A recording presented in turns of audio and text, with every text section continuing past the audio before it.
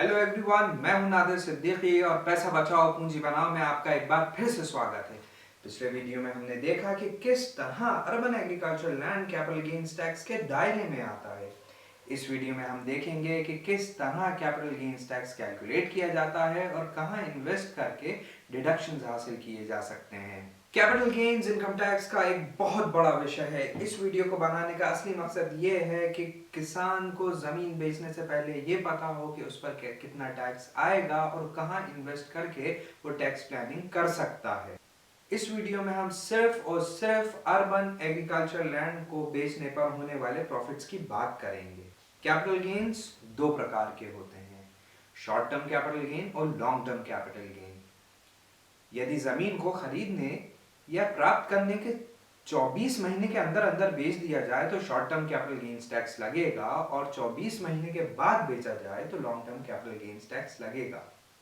वर्ष 2017-18 से पहले लॉन्ग टर्म शॉर्ट टर्म को निर्धारित करने वाली 24 महीने की यह अवधि 24 महीने की ना होकर 36 महीने की। शॉर्ट टर्म और लॉन्ग टर्म को अलग अलग करने की बुनियादी वजह उनके टैक्स कैलकुलेशन की है। शॉर्ट टर्म पर टैक्स स्लैब रेट से लगता है और वहीं दूसरी ओर लॉन्ग टर्म कैपिटल गेन्स पर टैक्स सीधा 20% से लगता है और दोनों ही की कैलकुलेशन में बहुत अंतर है। अब हम एक एग्जाम्पल के माध्यम से लॉन्ग टर्म कैपिटल गेन्स के कैलकुलेशन को समझते हैं। 15 मई 2005 को जीवनलाल ने 1 एकड़ जमीन रजिस्ट्री और नामांतरण जैसे सारे खर्चे मिलाकर 15 लाख में खरीदी थी और 15 अक्टूबर 2019 को 1 करोड़ में बेच दी। इस जमीन को बेचने पर जीवनलाल ने एजेंट को 2 लाख रुपए का कमीशन दिया। यहाँ पर 1 करोड़ सेल्स कंसिडरेशन है और 98 लाख नेट सेल्स कंसिडरेशन। जो भी खर्चे जमीन को बेचने के लिए किए जाते हैं वो सेल्स कंसिडरेशन में से माइनस होते हैं। यहाँ पर आप एक चीज और देख रहे हैं, वैल्यू एज पर stamp valuation authority section 50C।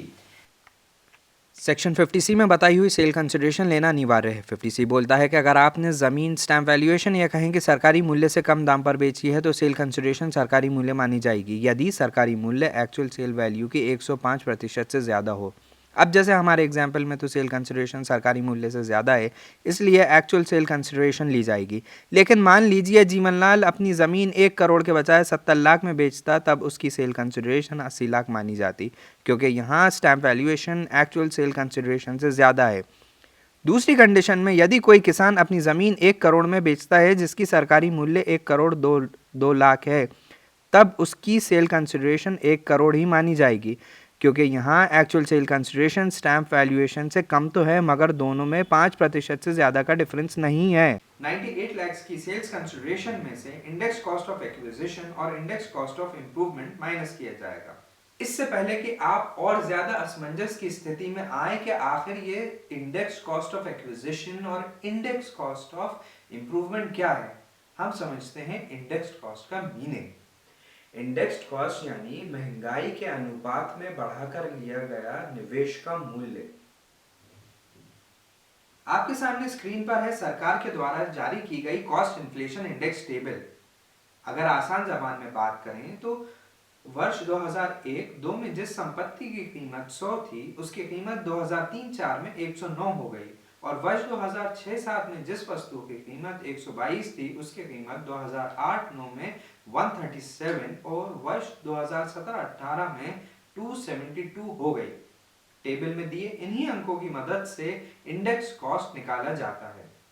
वर्ष 2001 इसको बोला जाता है बेस ईयर।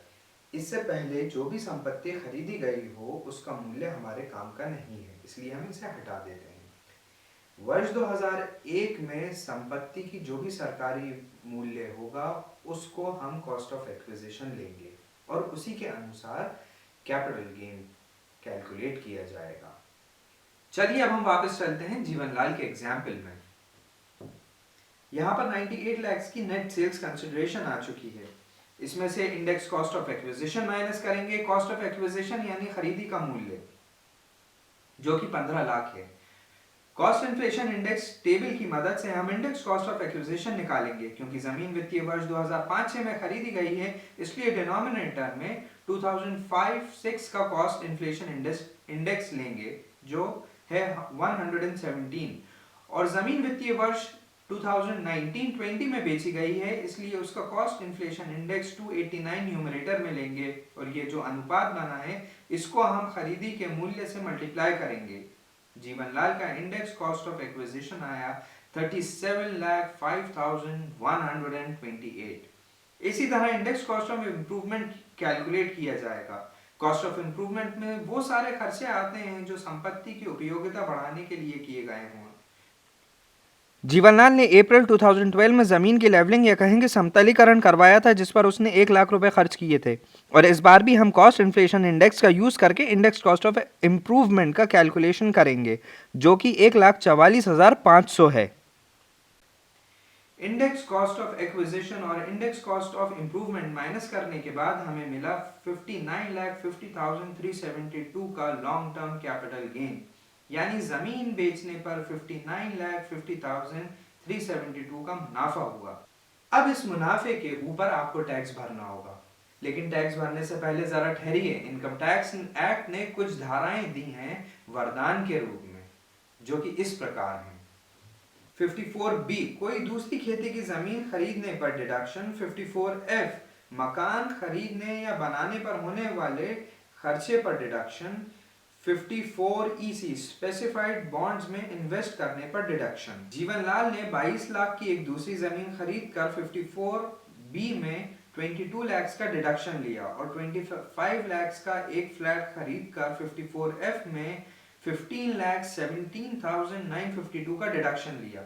54B में जमीन खरीदने पर तो पूरा डिडक्शन मिलता है, मगर सेक्शन 54F में एक अनुपात में ही डिडक्शन मिलता है। जितने अमाउंट का आवासीय मकान खरीदा वो नेट सेल्स कंसिडरेशन में का कितना परसेंट है, पहले ये कैलकुलेट किया जाता है और उसके बाद मकान में इन्वेस्टमेंट का उतना परसेंट एज अ डिडक्शन लिया जाएगा।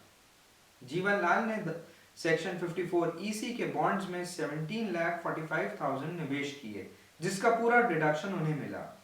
तीनों सेक्शंस में 64,45,000 निवेश करके 54,62,952 की छूट लेने के बाद taxable long term capital gain आया 4,87,420। अब हम बात करेंगे टैक्स कैलकुलेशन की, पर पहले एक बात साफ करना ये जरूरी है कि इंडिविजुअल्स और हिंदू अनडिवाइडेड फैमिलीज के लिए टैक्सेबल कैपिटल गेन तक का कैलकुलेशन सेम रहेगा। जब बात आती है टैक्स कैलकुलेशन की, तो टैक्स कैलकुलेशन उम्र के आधार पर किया जाता है। 60 साल तक की उम्र वालों के लिए टैक्स स्लैब अलग है, 60 साल से 80 साल तक की उम्र वालों के लिए टैक्स स्लैब्स अलग हैं और 80 साल से ऊपर वालों के लिए टैक्स स्लैब्स अलग हैं। जीवनलाल के एग्जाम्पल में हम दो बातें मानकर चल रहे हैं। पहली ये कि उनकी उम्र 60 साल से कम है और दूसरी ये कि उनकी किसी और स्रोत से या किसी दूसरे सोर्स से कोई और इनकम नहीं है। क्योंकि जमीन वित्तीय वर्ष 2019-20 में बेची गई है और इस वर्ष में 2,50,000 तक की आय पर कोई टैक्स नहीं लगता। यदि जमीन वित्तीय वर्ष 20-21 में बेची जाती तो 2,50,000 की जगह 5 लाख तक की आय पर कोई टैक्स नहीं लगता। 4,87,420 में से 2,50,000 माइनस करने के बाद 2,37,420 बचे। इस पर 20% टैक्स आया 47,484 rupees. Income tax act section 87A के माध्यम से 5 लाख तक की आय पर टैक्स रिबेट देता है।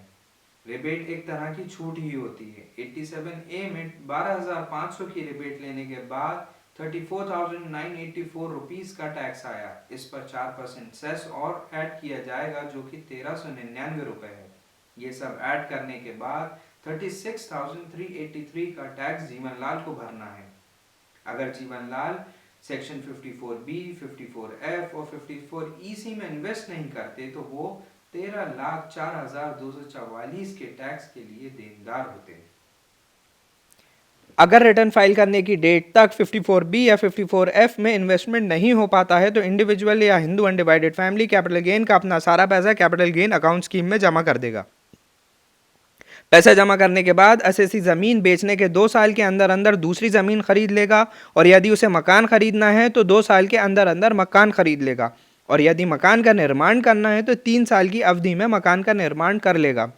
यदि एसएससी बताई हुई अवधि के अंदर कैपिटल गेन अकाउंट स्कीम में जमा पैसे का उपयोग खेती की ज़मीन खरीदने और मकान बनाने या मकान खरीदने में नहीं करता है तो अवधि खत्म होने पर कैपिटल गेन टैक्स भरना पड़ेगा। अब हम बात करते हैं शॉर्ट टर्म कैपिटल गेन की। जीवनलाल के ही एग्जाम्पल में हम थोड़ा सा चेंज करके शॉर्ट टर्म कैपिटल गेन समझते हैं। मान लीजिए जीवनलाल ने ज़मीन 12 दिसंबर 2018 को खरीदी थी 87 लाख की और 15 अक्टूबर 2019 को 1 करोड़ में बेच दी और रियल एस्टेट एजेंट को 2 लाख कमीशन दिया। यहाँ पर सेल्स कंसिडरेशन है 1 करोड़। सेक्शन 50C यहाँ भी एप्लीकेबल रहेगा। सेल्स कंसिडरेशन में से 2 लाख कमीशन और 87 लाख की कॉस्ट ऑफ एक्विजिशन माइनस होगी। दोनों ही डिडक्शन लेने के बाद शॉर्ट टर्म कैपिटल गेन आया 11 लाख। यहाँ पर 54B का डिडक्शन अवेलेबल रहेगा अगर जीवनलाल दूसरी खेती की ज़मीन खरीदता है तो। पर जीवनलाल ने कोई खेती की ज़मीन नहीं खरीदी और ना ही कैपिटल गेन अकाउंट स्कीम में पैसा जमा करवाया, इसलिए पूरा 11 लाख का tax short term capital gain है। यहाँ पर भी हम यही मानकर चल रहे हैं कि शॉर्ट टर्म कैपिटल गेन के अलावा और कोई इनकम नहीं है। चलिए अब हम टैक्स कैलकुलेशन देखते हैं। 2,50,000 तक की आय पर कोई टैक्स नहीं लगेगा। 2,50,000 से 5 लाख तक की आय पर 5% टैक्स लगेगा। 5 लाख से 10 लाख की आय पर 20% टैक्स लगेगा और 10 लाख के ऊपर 30%। तो टोटल टैक्स हुआ 1,42,500 और 4% सेस ऐड करके 1,48,200 का टोटल टैक्स पेबल आया। जीवनलाल का एग्जाम्पल देने का असली मकसद ये था कि आपको ये बताया जा सके कि कहाँ इन्वेस्ट करके टैक्स सेव किया जा सकता है। आपका खुद का केस जीवनलाल के केस से अलग हो सकता है। यदि आप अपने केस के बारे में डिस्कस करना चाहते हैं तो हमें व्हाट्सएप कीजिए, और यदि आप सेक्शन 54B, 54F और 54EC के बारे में और ज़्यादा डिटेल में जानकारी चाहते हैं तो भी आप हमें व्हाट्सएप कर सकते हैं। अगर आपको ये वीडियो पसंद आया हो तो लाइक कीजिए और शेयर करके इस महत्वपूर्ण जानकारी को दूसरों तक पहुंचाने में मदद कीजिए। फाइनेंस से जुड़ी जानकारी और वीडियोस को देखते रहने के लिए हमारे चैनल को सब्सक्राइब करें और बेल आइकन को प्रेस करना ना भूलें, जिससे कि हर नए वीडियो की जानकारी फौरन आप तक पहुंच सके। धन्यवाद।